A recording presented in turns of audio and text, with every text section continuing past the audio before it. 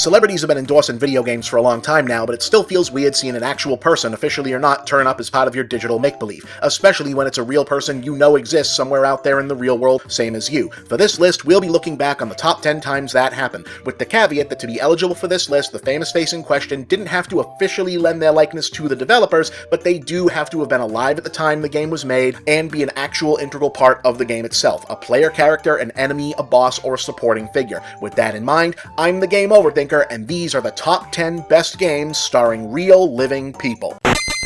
Number 10. Bad Dudes. Bad Dudes is a game that deserves to be remembered on the merits. It's a solid arcade beat-em-up with good music, simple but effective gameplay, and an overall aesthetic that accurately reflected the contemporary B-grade action movie vibe that it so obviously grew out of. It's a good game, but yes, the reason it's remembered when so many of its contemporaries are forgotten is that it's also a good game where rescuing the President of the United States from ninjas was the entire straight-faced totality of the plot. And then when you beat it, there's then-President Ronald Reagan himself. Doesn't get much more 80s than that.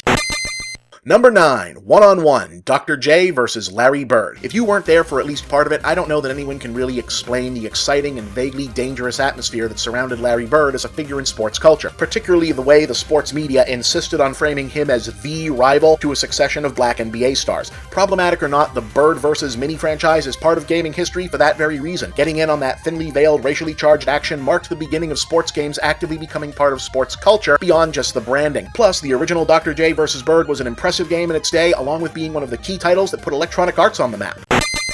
Number 8. Revolution X. An arcade shooter about a real-life rock band leading the revolution against a fascist takeover of the government is a dopey idea. Doing it with Aerosmith, who, taking nothing away from being one of the legitimately great all-time rock acts of their era, are nobody's idea of the soundtrack of the revolution kind of band, is so much the dopier, it actually becomes kinda genius. Revolution X is extremely well executed as a rail shooter that milks its singularly ridiculous premise for all it's worth, and in the end, yeah, it kinda works. Remember, music is the weapon.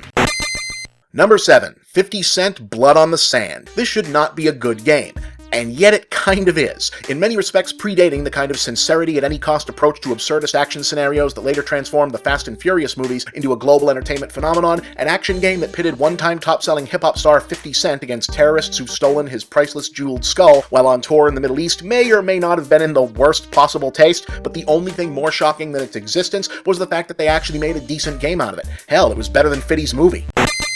Number 6. NBA Jam Tournament Edition, the console version where you could play as Bill or Hillary Clinton. This may already sound unbelievable to some of you younger viewers, but once upon a time, the office of President of the United States was actually respectable. In fact, it was respectable enough that to post-ironic pop culture ubiquity embraced by the Clintons upon Bill Clinton attaining that office in 1992 felt like a really weird new phenomenon. This wasn't the only game to joke around by digitizing the then relatively new President and First Lady into its action, but given that NBA Jam, which also featured dozens of other celebrities making unofficial cameos, is the greatest arcade-style basketball of all time and one of the best sports games ever, by default it actually also becomes the best Clinton game ever.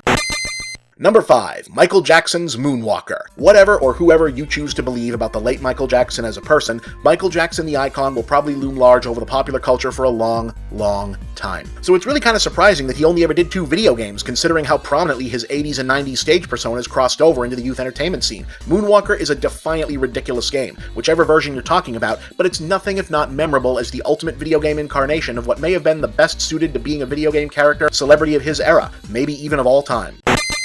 Number 4. Tony Hawk's Pro Skater. The greatest skateboarding series ever? Yeah, probably, and with its addictive gameplay engine and the cultural ubiquity of skating at the time, it probably still would have been a big deal even without Hawk. But just the idea of extreme sports having produced a star athlete recognizable enough to be the mascot of his own game went a long way toward legitimizing not only skateboarding, but every other discipline in the X Games orbit. In both sport and gaming culture, that was a big damn deal. Number 3. The Beatles Rock Band. Not only was this one of the best rock band sets, geez, remember how huge music games were for a hot minute there? With what couldn't help but be one of the great all-time soundtracks, it was a crystallizing of just how cross-generation casual party gaming had become at this moment in time. Yes, the Beatles transcend their own era, if anybody does, but the symbolism of doing a game that feels perfectly aimed specifically at boomer nostalgia was a landmark of the strange and wonderful place that gaming found itself in the early 2000s. Let it be.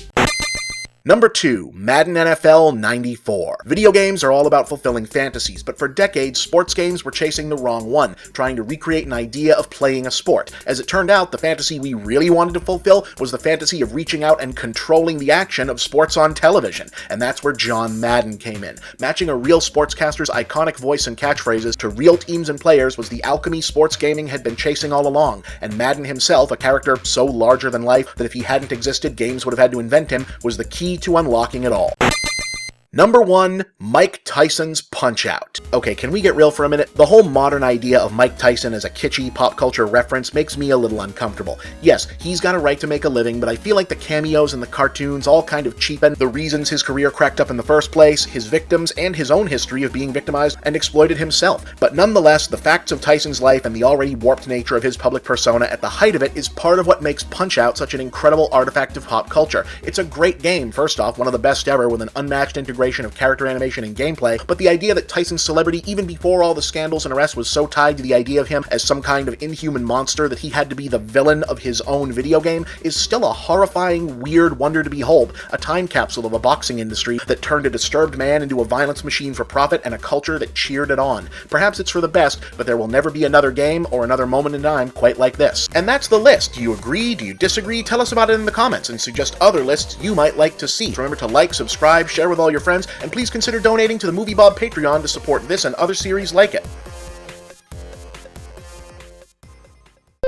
Hey gang, here's a question that keeps coming up. If your handle is Movie Bob, where are your movie reviews? Well, my old reviews are in a lot of places. You'll find many of them on my YouTube channel, but you'll find the brand new ones on Geek.com, an awesome site that's also your one-stop news source for science, TV, gaming, technology, nerd culture, the works. You can find all my reviews directly by going to geek.com/author/bchipman, because that's my real name, and you can get regular updates on all my reviews and all of Geek.com's other great content by signing up for their kick-ass newsletter at subscribe.geek.com. And don't forget to also subscribe to the Geek.com YouTube channel, where you'll find the videos that accompany my reviews and tons of other great content too. Remember, that's Geek.com, the Geek.com newsletter, and Geek.com on YouTube. Make sure you don't miss out on all the latest Movie Bob reviews. You can also check out my own new website, Movie Bob Central, where you'll find my blog, links to all my work, and shop for my books, ebooks, and future Movie Bob products. And please remember to like these videos, share them with all of your friends, and subscribe to this channel. Thank you for watching another Movie Bob production.